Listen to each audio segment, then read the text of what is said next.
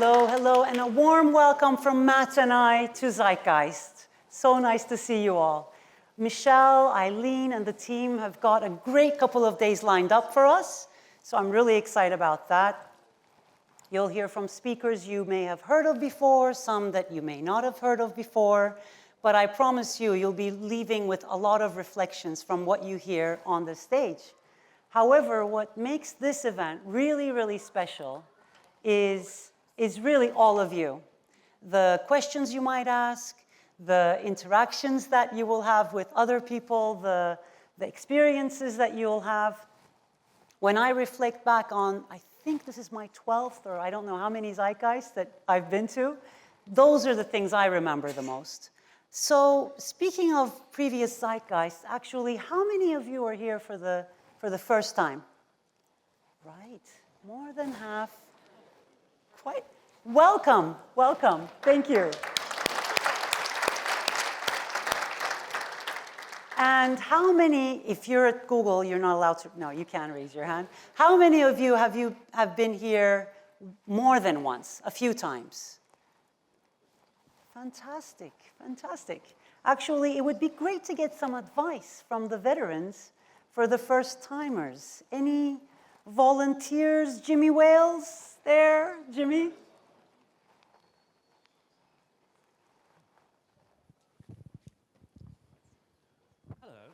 Hi, Jimmy. Yeah, I mean, you just said amazing speakers, amazing audience, all of that, but and that is the crux of my advice to everybody here is you're just here to see the speakers, you're missing the whole point of a lot of what goes on. There's this fantastic community. You saw how many people come year after year. If you're new, it's your first year, don't be shy, meet lots of people. Everyone in the room is interesting in some way, so. Great advice. We didn't plan that. Thank you. Any other veterans? Any other veterans who want to offer? Lionel. Oh, we have one more in the back. I would like to echo what Jimmy just said. You will meet amazing people here in the most odd places and at the oddest times. I could go on, and I will. Go, Lionel. But just imagine one breakfast, you go over to someone, you think you probably do know them, and you say hi. And they look at you, say, hi, what's going on? And they say to you, oh, not much, I'm making a movie. Oh, really? A movie? About toys? Toys? Like Toy Story? No, Barbie. Oh, is this Inon? He's not here this year, though. He's on my blacklist. No. He couldn't make it. Any others? I thought I saw, oh, Steffi, and I saw one hand there.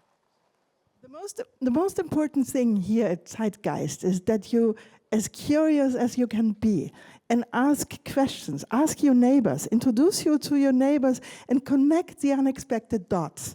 I think this is the most important rule. There are no rules, but this is the rule. Be curious and speak to your neighbors. Be curious. Thank you, Steffi. Thank you so much. And come to DLD. Sorry for this. Yes, I was just going to say, this advice coming from someone who I really admire, who organizes DLD, is gold dust. Oh, okay. No, okay. I think I need to. Ricardo, it was your birthday the other day, so you have a. Do you want to offer? Last one. Sure. Okay. So two things. So first of all, I think you get the most if you are really honest. So don't try to impress anyone. So honest and share what you think is important. Second one is, for me, this event is amazing because it really puts everything back into the picture, into what is really, really important in life. So step back out of your box. This is going out of the box. And it's one of the most beautiful events I really enjoyed. So thank you so much also for inviting us back. Thank you, Ricardo. Thank you so much. Did you want a quick add? No? Thank you. I'll talk to you later and get your advice. Thank you so much. This is what I mean. This is what makes this event really, really special. Thank you. And so about tonight, we will hear soon from two of the legends of the music industry. Lior Cohen, my dear friend and colleague, who heads up YouTube Music globally. He has boosted the careers of artists in hip-hop like Run DMC, LL Cool J, Beastie Boys, and Jay-Z, and many, many more. What I love, though, about Lior, really, is that he makes a really, really good cup of coffee. Puts a lot of care in it, like everything he does. He will be in conversation with Wyclef Jean, who we all know and love from the Fugees. However, did you know that he was also a presidential candidate in his native Haiti? I mean, hats off. And I think it's fair to say, Wyclef, that you're one of the most creative, pushing boundaries musical artists that we know of. So thank you so much for collaborating with us on the AI and music tools that we're developing and getting his wisdom on. So thank you so much. We're very privileged and grateful to you for developing those tools with you and the future of music together with you. But before that, we will have Dan Buettner on the stage. How many of you have watched Live to 100 on Netflix? Seeing a good show of hands. So you know that this is one of the most popular Netflix documentaries of all time. Dan is also a National Geographic Society Fellow. He's a New York Times best-selling author. And like the show's name, he has dedicated his life to studying what makes a very healthy, long, happy life. And I am pleased to see that wine is also on the menu. Count me in, Dan, and with that, let's roll a video. Thank you. What's the best tea to drink on a daily basis? Wine. I like the way you roll. I have found that most of what people think lead to a long, healthy life is misguided or just plain wrong. What if we could reverse engineer longevity? I spent the last 20 years trying to do just that. Is it okay if I... Instead of looking for answers in test tubes, I found 5 places around the world called blue zones where people are living to 100 at the highest rates in the world. What is the secret to living a long time? Community. If you're depressed, you're not going to live very long. So the steepness for us is very important. Just by walking, you have an additional energy expenditure. Do we want to be dormant or do we want to serve humanity? These people live to 100 at the highest rates in the world. And these secrets could help every one of us to get every good year we can get out of this body of ours. That is the promise of Blue Zones.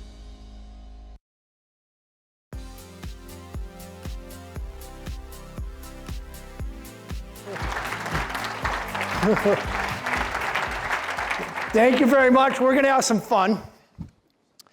I'm here to give you more of the most valuable human commodity on earth, your time. And to do that, we're going to start out by calculating how much each and every one of you have left. And to do that, I need to ask you 8 questions, an algorithm.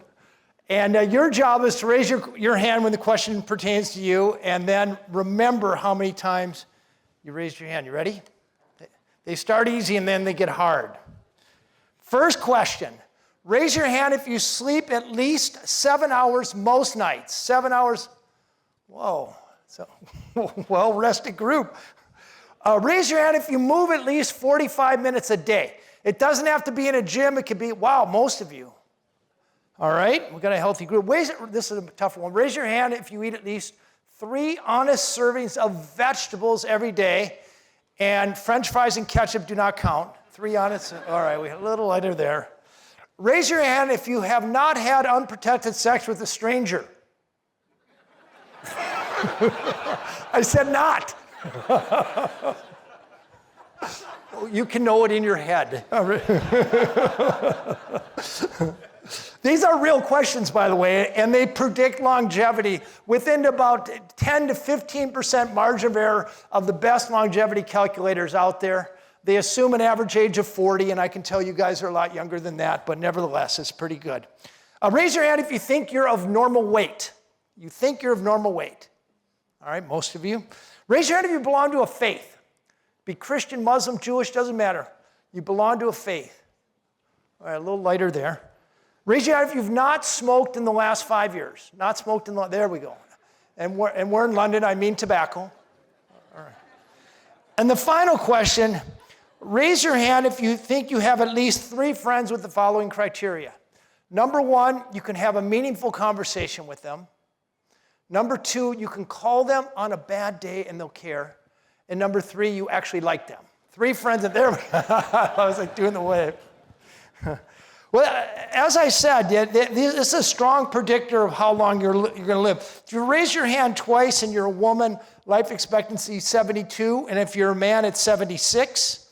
If you raised your hand 5 times and you're a man, life expectancy is 81. If you're a woman, it's 85. And if you raise your hand at least 7 times and you're a man, life expectancy is 90, and if you're a woman, it's 94. Did anybody raise their hand all 8 times? Anybody raise your hand all 8 times? Not seeing anybody. Oh, there's one right there. Ma'am, could you please stand up? Please. Can we give her a huge Zeitgeist round of applause? Thank you. We have martinis for you out in the lobby. The rest of you can stay.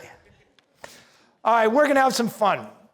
Something called the Danish twin study established that only about 20% of how long we live is dictated by our genes. The other 80% is something else. And working under the aegis of National Geographic, we struck out to, in a sense, reverse engineer longevity to find 5 demographically confirmed areas where people live statistically longest. And then I put together a team of experts who could help me deploy standardized methodologies to find the correlations or the common denominators. And remarkably, no matter where you go in the world and you see long-lived people, you see the same 9 things happening over and over again. And I'm going to tell you what those 9 things are. But first, since I have the benefit of National Geographic photography, I thought I'd quickly take you to each of these so-called blue zones. We found the first blue zone about 200 kilometers off the coast of Italy on the island of Sardinia. Not the whole island, just a cluster of 5 villages, about 70,000 people in the Nuoro province, up in the mountainous area here. And in this blue bullseye here, we found a place where they have about 16 times as many male centenarians as you'd expect to see an equivalent population here in the rest of Europe. The life expectancy of middle age is about 10 years greater than London. If you want to know what a 100-year-old lived to be 100, you have to know what they did most of their lives. So my colleague Johnny Peth and I interviewed 350 centenarians to find out what best predicts making it to 100 in Sardinia here.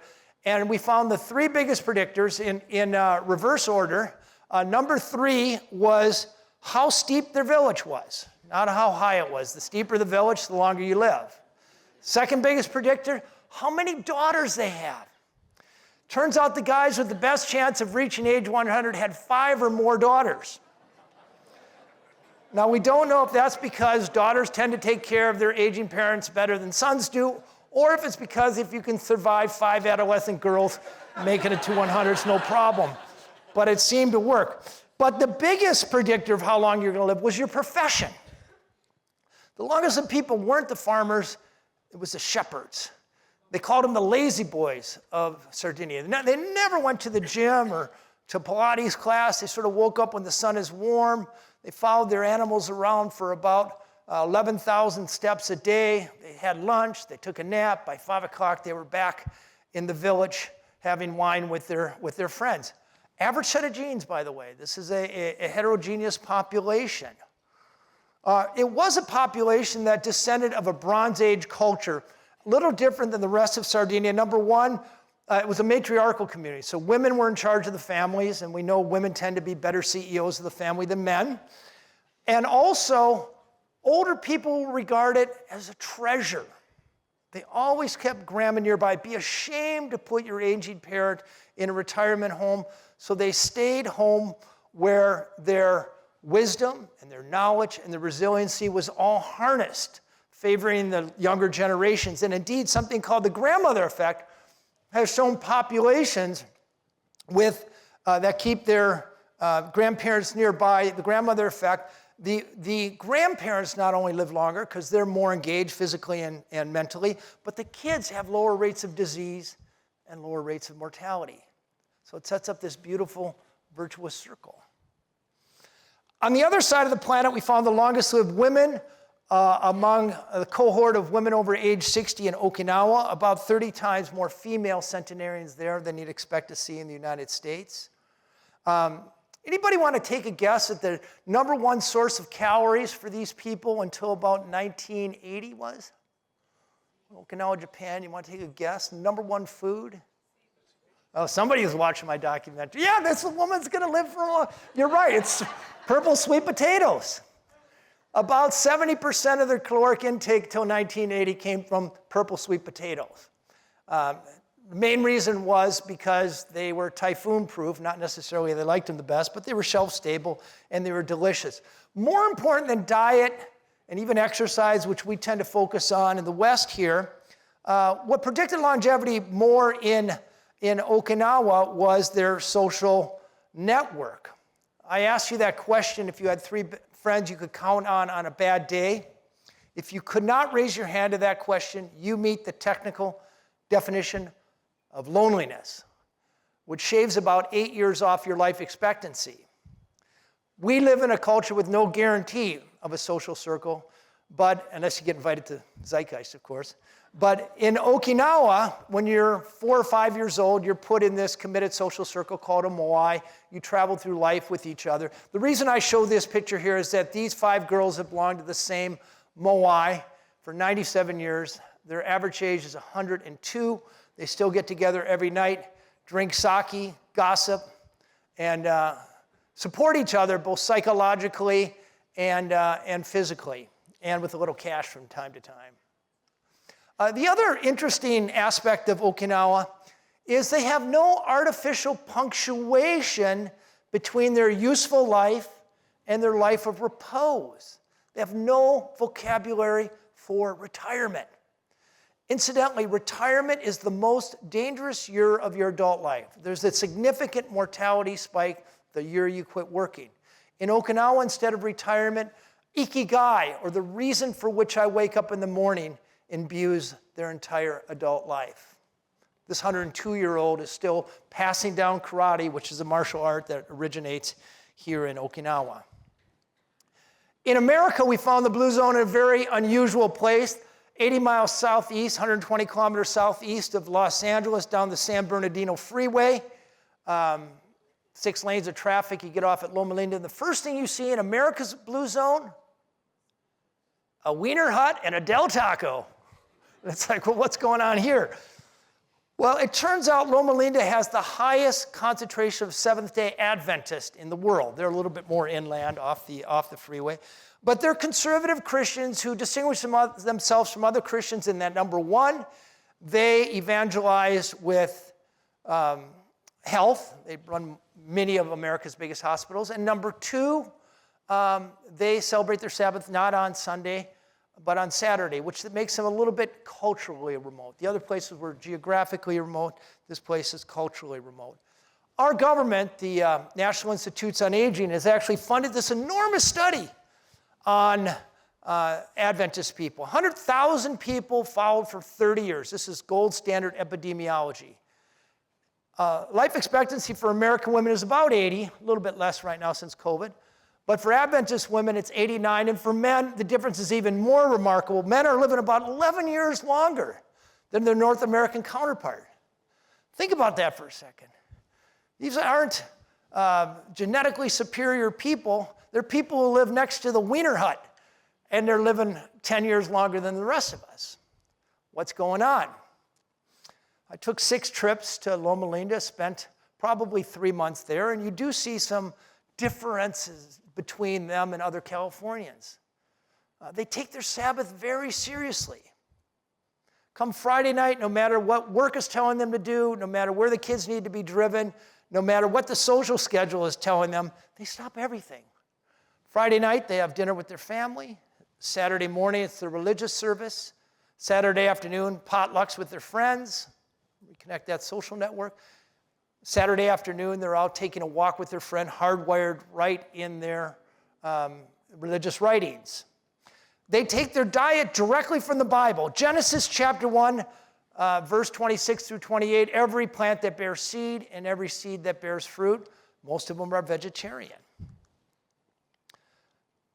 This is a culture that's produced Ed Rawlings, a 106-year-old pilot who starts his day with a swim and skis on the weekend, and Marge Jatan, who pumps iron and then every Tuesday and Thursday goes and helps the old folks at the Loma Linda Senior Center. In Latin America, we found the longest lived people in Nicoya, Costa Rica. This place has the lowest rate of middle-age mortality in the world. What does that mean? The average maximum life expectancy of the human species, an average set of genes, basically everybody in this room, is 94. A couple more years for women, a couple less for men. These people reach that age at a rate of 2.5 times more frequently than Americans do, and they spend 1/15 the amount we do on health care. Part of the reason is for most of their life, their diet has been arguably the greatest diet humans have ever invented, the three sisters: corn, which they ground into corn tortillas, squash, and beans. And when you combine these three foods, it has full of complex carbohydrates, all the fiber you need for a meal, niacin, and all the amino acids necessary for human sustenance. In other words, a couple bean tacos has as much protein as a McDonald's hamburger with none of the bad stuff. And this is what they've eaten most of their life. It's only one of the facets, but it's an interesting one because when people say they can't afford to eat healthy, all you have to do is look at the diet of Costa Rica. Finally, the last blue zone we found off the coast of Turkey on the island of Ikaria, 10,000 people. This place was largely isolated till about the 1970s, no natural harbors. They live about 8 years longer than we do, with about 1/5 the rate of dementia that we do in the United States. Why? Well, perhaps it's because they eat the purest form of the Mediterranean diet in the world, with about 3 times more beans than the average Mediterranean diet, also about 8 times more greens, most of which they weed whack from the side of the road, make delicious pies out of them. And then also interesting are the 4 herbs they drink every day of their life: an oregano, rosemary, sage, and catnip, all 4 of which are high in antioxidants, anti-inflammatory, and diuretics, so they lower your blood pressure. It's not that they just drink these teas once in a while. They're drinking them every day for almost their entire life. I asked the most famous Icarian his secret to longevity. He kind of famously was living in America, was diagnosed with lung cancer at age 66, came back to Icaria and lived another 34 years. I met him when he was 101. And of course, as a journalist, I'm going to ask him what his secret to longevity was. And I was pretty sure it wasn't his ability to match plaids. And he just kind of shrugged and said, "I don't know, I guess I just forgot to die." And this sounds flippant, but it was actually closer to the real truth than anything I heard anyplace else. And I interviewed over 100 experts on longevity for the story and the ensuing books. And the reality is, no matter where you go in the world and you see long-lived people, it's never because they tried. They never said at age 50, "Well, go darn it, I'm going to get in that longevity diet and live another 50 years. They don't buy an elliptical or join a gym or get online and get the supplement program or run down to Costa Rica and get stem cells. In fact, they have no idea how they're living so long. They don't do at all what we do, which is find a program and then find the discipline and focus of mind and stick with it. Because they don't pursue health and longevity. And this is the big idea. Health and longevity ensues from the right environment. No matter where you go in the world and you see long-lived people, every time they go to work or a friend's house or out to eat, it occasions a walk. They have gardens out back that they work 2 or 3 seasons a year. They don't have mechanical convenience to do their work. They're nudged into movement every 20 minutes or so without really even thinking about it. They suffer the same stresses that we do, but they have sacred daily rituals, ancestor veneration, prayer, naps to unwind some of that stress and the ensuing inflammation. They have vocabulary for purpose, which is worth about 8 years of life expectancy over being rudderless. When it comes to what they consume, yes, they do drink. And I'm very familiar with all the new epidemiology that no amount of alcohol is safe, but people in blue zones are drinking up to 750 milliliters, almost an entire bottle a day, every day. I wouldn't tell you to go out and drink wine, but these people do it, and they do quite well. This next slide I show you took me 8 years. If you want to know what a centenarian ate to live to be 100, you have to know what they did most of their lives. So we aggregated 155 dietary surveys done in all 5 blue zones over the last 100 years. And you see very clearly a trend. First of all, they're eating 90 to 100% whole food, plant-based. This is not keto. It's a high carbohydrate diet. The 5 pillars of every longevity diet in the world: grains, corn, rice, and wheat, greens and garden vegetable, tubers like sweet potatoes, nuts, and beans. If you eat about a cup of beans a day, it's worth about 4 extra years of life expectancy over getting your protein from other sources. They do eat meat, but fewer than 5 times a month. A lot less fish than you would think. No cows, dairy. Sweets only for celebration, and what they drink: water, tea, coffee, and wine. Instead of thinking that they need to add more nutrients to their diet, they have strategies to keep from overeating. Breakfast like a king, lunch like a prince, dinner like a pauper. They don't have screens in their kitchen, so they're eating to their favorite TV show. And then the foundation on which all of this rests, they keep their families tight together and their aging parents nearby. They tend to belong to a faith which conveys somewhere between 4 and 14 extra years to life expectancy. And they pay attention to who they hang out with. We now know that if your 3 best friends are obese or overweight, there's a 150% better chance that you'll be overweight yourself. And while I wouldn't tell you to necessarily dump your old friends, I will tell you that curating your immediate social network is probably the most powerful thing you can do to add years to your life. I show this to people and they say, sounds like common sense to me. But it's not common sense. We spend most of our prevention budget on diets, supplements, and exercise programs. They cost a lot of money. We start them with a lot of hope, but if you put 100 people on the best diet in the history of the world, you're going to lose 10% of them in 3 months. You're going to lose 90% of them in 7 months, and you're going to lose almost all of them in 2 years. If your financial planner showed you this return curve, you would fire him. Yet every year, 60 million Americans start a new diet on January 1st. Same with exercise programs. We start with a lot of zeal in January. 80% of them have failed by December of the following year. Fitbits and the like have failed to deliver results. And even if I come back from blue zones with the pill guaranteed to reverse aging, Americans wouldn't take it long enough to make a difference. So if that doesn't work, what does? Well, you look at blue zones. These are real people, average set of genes, living 10 years longer than the rest of us with a fraction of the rate of chronic disease. I don't know why we're not spending more money looking at these people and trying to replicate the results here in the developed world or here in the rest of the world. They achieve these results not by some anti-aging nostrum or hyperbole, but they do it by living close to outdoors, growing their own food, having dinner with their families, having a rich spiritual life, music, having a sense of purpose. The secret to longevity from the blue zones can be boiled down to this. They're eating mostly a plant-based diet, moving every 20 minutes, because their life is underpinned with purpose.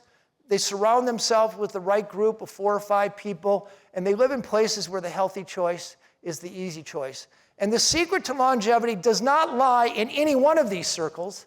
This is what marketers try to do. They'll try to take one and sell it to you. It lies in the interconnected, mutually supporting web that keeps people doing the right things and avoiding the wrong things for long enough to not develop heart disease, type 2 diabetes, 40% of cancers, and 60% of dementias. So if you want to live longer, if you want to get that 10 years each and every one of you have coming, don't spend too much time or invest too much in trying to change your behavior. That fails for almost all people, almost all the time in the long run. Instead, shape your environment so the healthy choice becomes the unconscious choice. And we'll see you when you're 100. Thank you.